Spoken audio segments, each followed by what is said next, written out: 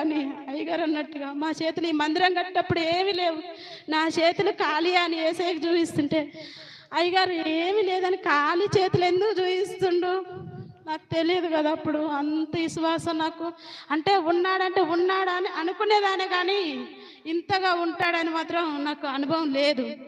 మళ్ళీ ఇంకోటి ఏంటంటే మాకు జాగా ఇస్తా ఇస్తా అంటుంటే ఎక్కడ ఇస్తాడో, ఇక్కడే మేము ఉన్న చోట్లనే ఇస్తాడని అనుకునేదాన్ని అనమాట. నేను అనుకున్నాను. ఇంకోటి అమ్ముల వాళ్ళు పిన్ని పిన్ని అని పిలుస్తారు, ఆమె అనాథ, కనీసం ఆమె పక్షాన ఎవరు లేరు, కానీ ఆమె పెళ్ళి ఎంత ఘనంగా అయిందో మీరు చూసారా? అందరూ చూసారా ఆమె పెళ్ళి అంత ఘనంగా అయింది. ఆమె ఈ మందిరం అసలు కడతారని ఊహించలేదు, వాళ్ళ అమ్మ 50,000 ఇస్తే ఈ మందిరం మొదలయ్యింది. అలాంటిది నేను ఆశించిన, నేను ఏ స్థితిలో ఉండి నా దేవుని స్థితించిన ఆయన కార్యాలు అయితే నేను నమ్మిన